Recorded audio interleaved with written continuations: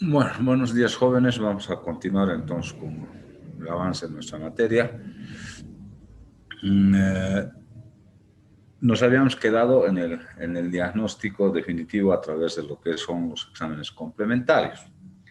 Como han visto, entonces es importante, sobre todo para nosotros, realizar una buena historia clínica, sobre todo en la parte que corresponde a la anamnesis y también en la parte que corresponde al examen físico como tal.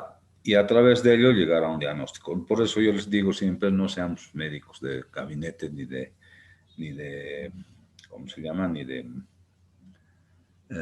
laboratorio, porque si nosotros hacemos un buen examen físico, una buena anamnesis, fácilmente vamos a tener un buen diagnóstico.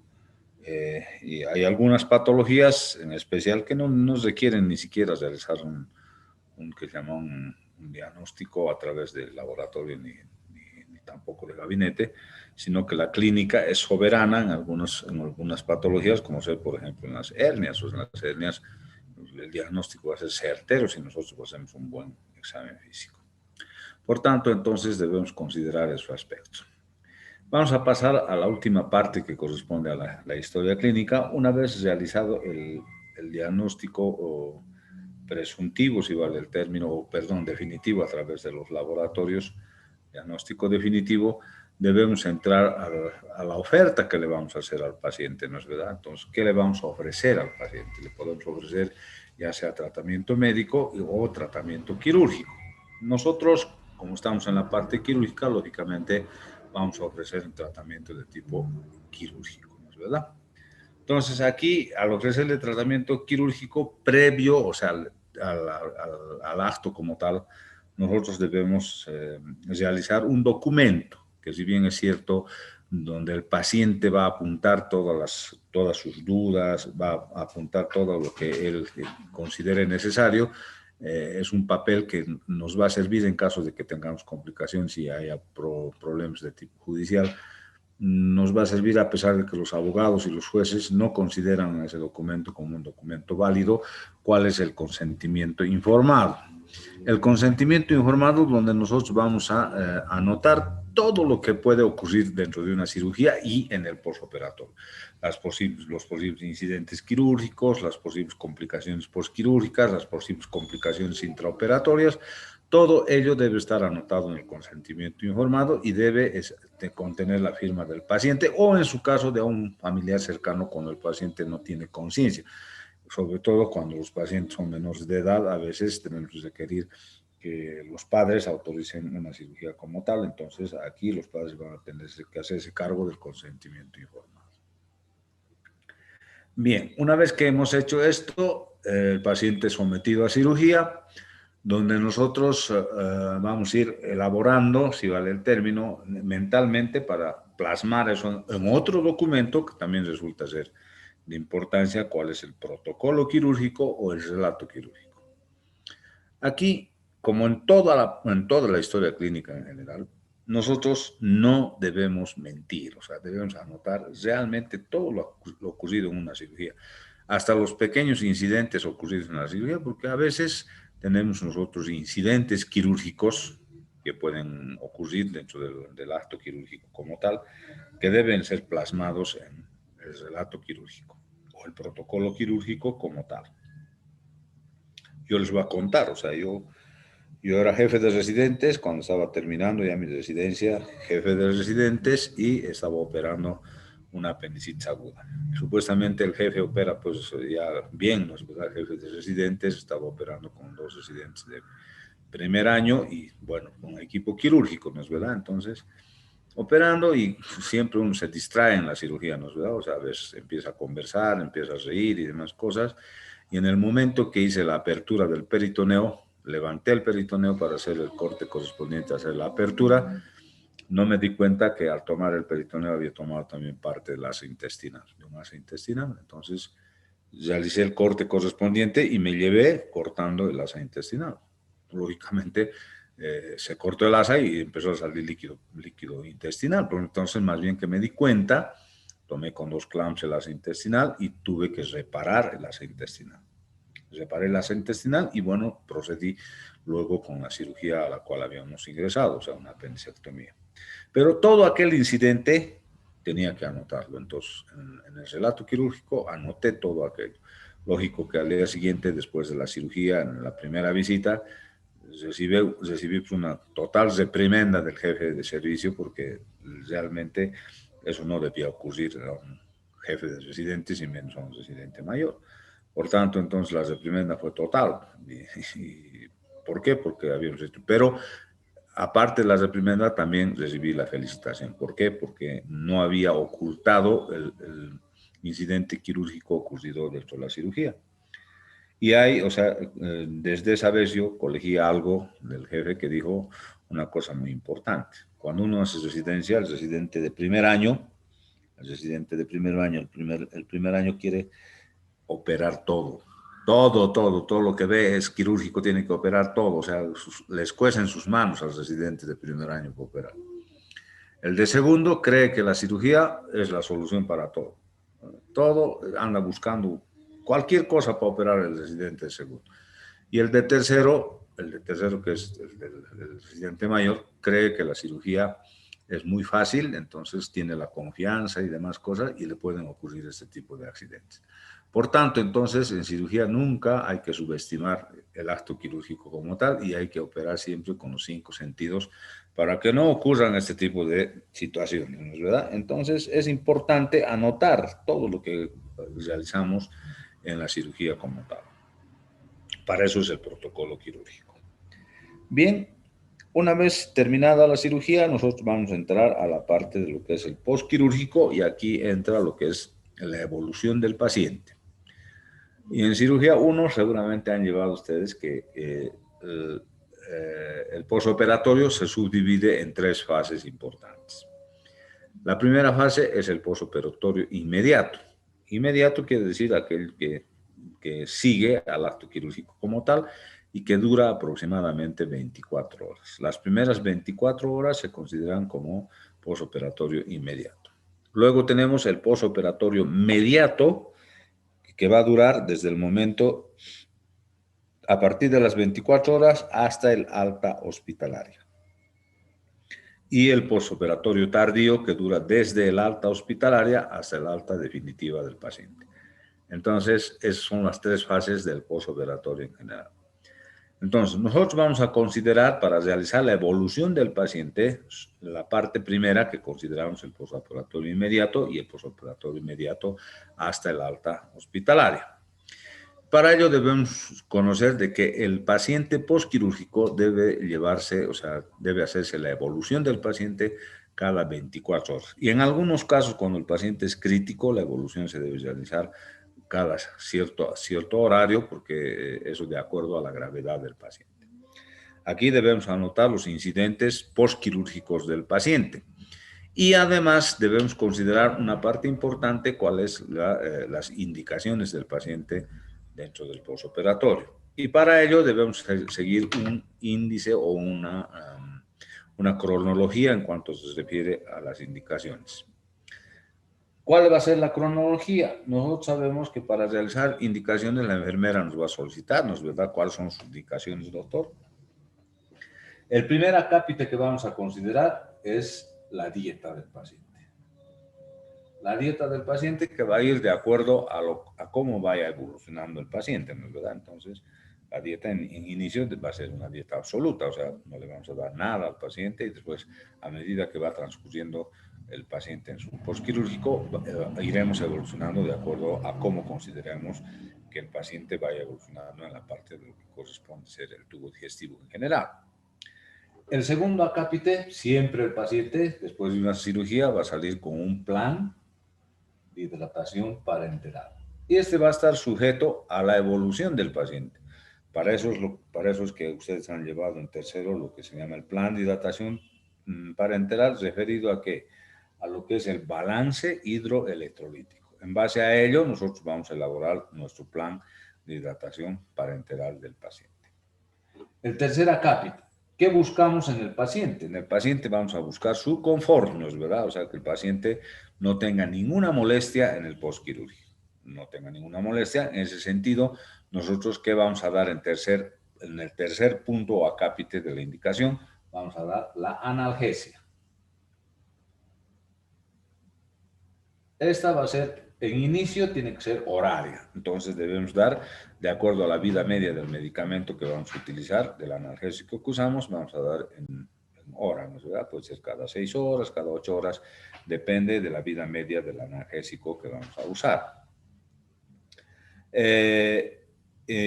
Y luego ya vamos espaciando, o sea, espaciando el analgésico en la evolución, vamos a ir espaciando de acuerdo a la necesidad del paciente. Cuarto lugar está la antibioterapia. Antibioterapia que va a ir de acuerdo al tipo de cirugía que hayamos realizado. Muchas veces no realizamos uso de antibióticos. ¿Por qué? Porque la cirugía resulta ser una cirugía limpia. Por tanto, entonces, o sea, la antibioterapia va a estar relacionada con el tipo de cirugía que nosotros realicemos. Quinto lugar, aquí tenemos las indicaciones especiales. Indicaciones especiales que están referidas a qué. Por ejemplo, el paciente después de una cirugía, habíamos hablado de un síntoma importante en postquirúrgico que era el hipo, ¿no es verdad? Aquí podemos indicar otros medicamentos referidos a la complicación del hipo postquirúrgico o en su caso algún otro tipo de indicación, vendajes compresivos de miembros, o sea, podemos indicar una fisioterapia respiratoria, podemos indicar fisioterapia de miembros inferiores, todo eso va a ir en indicaciones especiales en quinto acápite. Y en el sexto vamos a entrar con lo que es control de signos vitales. Se han acostumbrado mal, ponen más arriba el control. No, el control de signos vitales va acá y va a estar de acuerdo a la evolución del paciente y la gravedad del paciente. Control de signos vitales, cuando el paciente es crítico, el paciente tiene que ser llevado en forma adecuada en su evolución inmediata, podremos poner cada hora, cada media hora, depende de cómo se encuentre el paciente en su situación de signos vitales. O en su caso, podemos poner control de signos vitales por turno, ¿no es verdad? Entonces, cada turno de enfermera hará el control de signos vitales correspondientes. Entonces, esa es la manera de llevar las indicaciones en un paciente postquirúrgico y también en un paciente clínico o médico, donde vamos a poner todos los elementos que consideramos necesarios para sus indicaciones en el paciente. Entonces, todo esto tienen que llevar en la cabeza, en la mente, para saber cómo debemos hacer una indicación en la evolución del paciente quirúrgico como tal. Bien. Entonces, de esa manera vamos a llevar la evolución del paciente hasta su alta hospitalaria. Y por último, entramos a la acápite que corresponde a lo que es la epicrisis. En la epicrisis, nosotros debemos realizar un resumen de todo lo acontecido con el paciente, desde el momento del diagnóstico, tanto clínico como laboratorial, diagnóstico presuntivo, diagnóstico definitivo, el acto quirúrgico y la evolución del paciente hasta el momento en que va a ser dado de alta. Entonces, a eso se refiere la epicrisis del paciente, que es importante porque es un resumen para que el que revise una historia tenga que revisar. Más fácil es revisar un resumen de todo lo que ha ocurrido en un caso clínico como tal, sobre todo si viene por otra patología. Entonces, la revisión de la epicrisis va a ser importante porque ahí está resumido todo lo que hemos realizado en el acto quirúrgico y en el postoperatorio como tal. Bien, con esto concluimos lo que es la historia clínica en general. Entonces, la historia clínica, como ven, resulta ser importante porque es un documento donde tiene varios acápites importantes, donde nosotros vamos a anotar todo lo que corresponde al paciente para que no tengamos ningún tipo de problema. Bien, ahora vamos a empezar a tocar otro tema importante de lo que es el ámbito quirúrgico.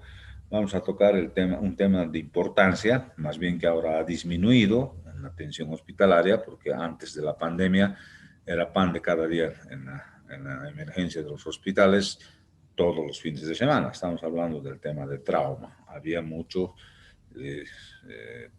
que llama la aparición de las pandillas, el crecimiento de la población, ha hecho que trauma sea una de las patologías más importantes en la atención de la emergencia hospitalaria. Entonces, el trauma ahora ha disminuido por el hecho de que, bueno, se han restringido salidas, se han restringido fiestas, se han restringido una serie de situaciones, por las cuales ha disminuido este tema del trauma, pero debemos conocer, y seguramente en tercero ya han llevado en cirugía 1, vamos a recordar este tema de trauma porque es importante que lo tengan presente, porque resulta ser que la atención primaria es importante y va a estar acorde a al riesgo de vida que pueda tener el paciente. ¿Cómo definimos el trauma? El trauma lo definimos como toda noxa externa que a través de los tegumentos cutáneos, desde fuera hacia adentro, puede lesionar órganos o estructuras anatómicas internas. Entonces, toda noxa externa que a través de los tegumentos cutáneos puede lesionar órganos o estructuras anatómicas internas. Desde este punto de vista, debemos definir que el trauma se subdivide en dos tipos de trauma: el trauma penetrante y el trauma no penetrante. ¿A qué consideramos trauma penetrante? Trauma penetrante vamos a considerar, habíamos hablado cuando estábamos empezando, habíamos dicho que el cuerpo humano está constituido por 4 cavidades importantes: cavidad craneal, la cavidad torácica, cavidad abdominal y la cavidad pélvica, ¿no es verdad? Entonces, desde ese punto de vista, debemos decir que se considera un trauma penetrante en la cavidad craneal cuando atraviesa la calota ósea, o sea, cuando el trauma ha atravesado la calota craneal. Entonces, a ese se llama trauma penetrante. En el tórax, cuando atraviesa la pleura parietal. En el abdomen, cuando atraviesa el peritoneo parietal. Y en la pelvis lo propio, o sea, el peritoneo parietal también de la pelvis, cuando es atravesado se considera como trauma penetrante. Todas las otras lesiones que puedan aparecer, heridas, contusiones, edemas duro, hematomas, equimosis, todo lo que quieran considerar son traumas no penetrantes cuando no hayan excedido, o sea, esos elementos anatómicos que hemos dicho, o sea, que no hayan pasado el hueso en el que llaman la calota craneal, o sea, en el cráneo, en la pleura parietal en el tórax, el peritoneo parietal en el abdomen y en el que llama el peritoneo parietal lo propio en la pelvis. Desde ese punto de vista debemos decir que las causas que producen el trauma van de distinta forma. Pueden ser traumas producidos por arma blanca, arma punzocortante, trauma producido por arma de fuego, traumas producidos por caída de muros, por compresión, por atrición. Puede considerarse trauma también aquellos elementos que constituyen traumas de tipo de origen químico, como ser, por ejemplo, el uso de ácidos, por ejemplo, que pueden traumatizar de una forma que va de fuera hacia adentro, ¿no es verdad? Y también debemos considerar trauma aquellos lo que consideramos las quemaduras de distinta índole, ¿no es verdad? Que son elementos físicos que pueden conducir a un trauma por quemadura. Todos esos elementos están considerados dentro de lo que corresponde ser al trauma en general. Bien, acabamos de terminar lo que era la historia clínica, ¿no es verdad? Entonces, en el trauma ocurre de que invertimos los papeles. O sea, cuando llega un paciente traumatizado a una emergencia, nos olvidamos de la historia clínica. ¿Por qué? Porque lo que debemos considerar es el riesgo de vida que sufre el paciente con un trauma, con posibles lesiones que podamos encontrar. Entonces, aquí vamos a considerar desde el punto de vista del trauma, debemos decir que nos olvidamos, como les decía, de la historia clínica y nos vamos a abocar a lo que conocemos con el nombre del récord del trauma.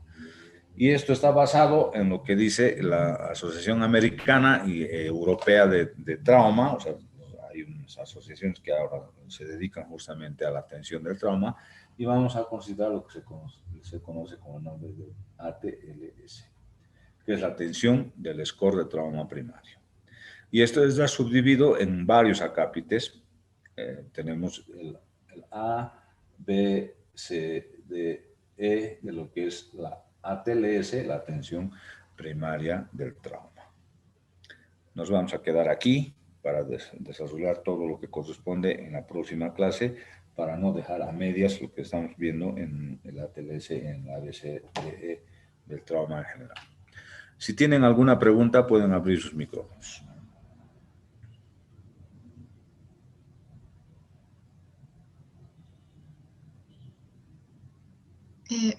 Buenos días, doctor. Yo tenía una consulta respecto al postoperatorio inmediato. En esta, ¿las indicaciones igual seguirían como en el postoperatorio inmediato? Claro, lo único que cambia es depende de la gravedad del paciente. Si en el posoperatorio inmediato muchas veces debemos recurrir, sobre todo en la parte de control de signos vitales, puede ser horario, depende de la gravedad del paciente. Todas las indicaciones van a ir de acuerdo a la evolución del paciente. Está bien, doctor, gracias.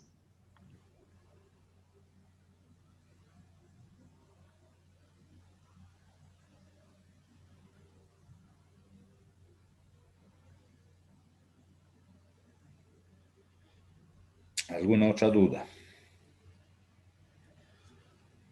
Bueno, parece que todo ha estado entendido. Nos vemos con ustedes mañana en la tarde, nos da a las 5 porque tenemos clases. Buenos días, jóvenes. Hasta luego, doctor. Luego, Hasta doctor, luego, gracias. doctor. Por favor, gracias.